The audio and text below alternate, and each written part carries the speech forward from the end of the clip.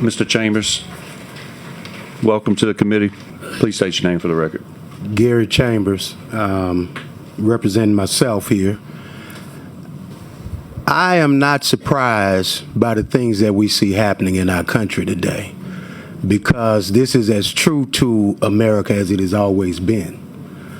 I was born in 1985. I'm 40 years old. A lot of times when we talk about this history, we like to go back to the 1960s, the 1800s.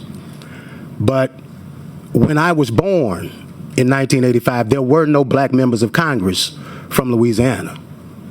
I was 6 years old when Bill Jeffers was sworn into office. I was 7 years old when Cleo Fields was sworn into office. I was 9 years old when they took him out of office. I'm 40 today, and you're still taking things from black people. Anybody who has to cheat to win is a sucker. I'm gonna say it again. Anybody who got to cheat to win is a sucker. And you continue to do this because you don't have a better vision. You don't have a better plan. You are your ancestors' children and grandchildren. Thieves, robbers, liars, consistently. Because you'll go to church on Sunday, tell the Lord you love him. Pray, but you ain't praying out of the same Bible I'm praying out of. Can't be. Isaiah 1 and 17. Are you directing this to us? I am. Okay. I'm asking that you don't directly. No. I'm asking that we don't be called names. I'm asking. I didn't call you a name. What did I call you? Liars. Do you lie? All men lie. The Bible says that. Mr. Chairman. Senator Carter, briefly. Mr. Chairman, this is public comment. The First Amendment allows freedom of speech and expression 100% without limitation. Mr. Chambers, put on the record your full comments, and if you see thievery, I want you to call it out. If you see something else, I want you to call it out. As your First Amendment protection is going to be protected in this building. I'm not going to be called names. I'm not going to be called names. All right. And what we will do is stay on the four corners of these bills. The maps. Mr. Chambers. If you are taking something from black people, which means we have congressional representation, am I going to be allowed to speak? Yes. Your mic is on. Okay. If you are taking seats from black people, which we are entitled to by the Constitution of this country, then you are a thief in my opinion. And I'm entitled to that opinion. I will not be and called any a thief. senator, if you're offended by it, that's on you, not me. Right. Now, if that triggered you, Senator, then you should go to bed tonight, and when you go to bed tonight, talk to your God and ask your God to change your heart, because that's conviction right there. Conviction. That's what it was. It did something in your soul. It made you feel something. And that's what happened when black men show up.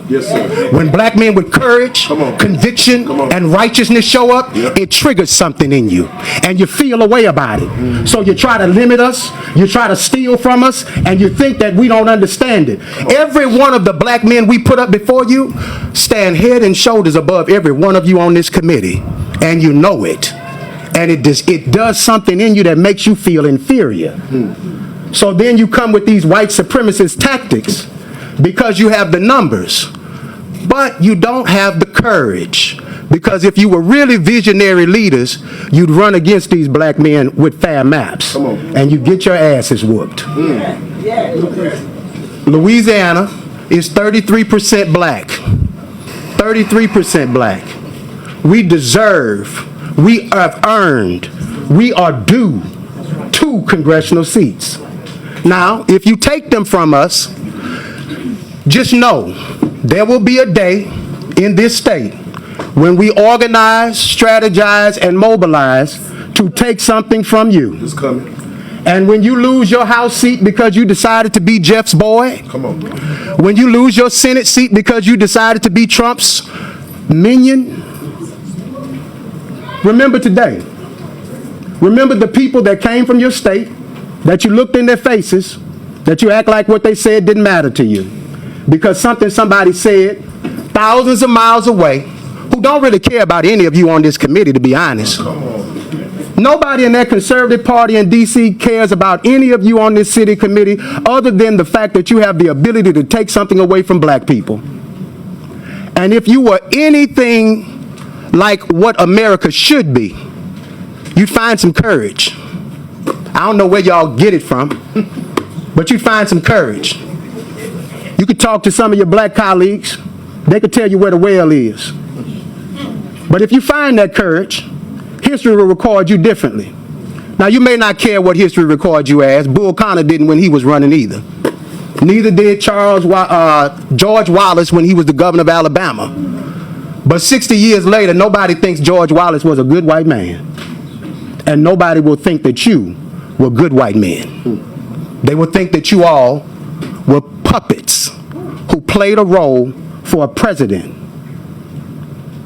and got nothing out of it but thievery.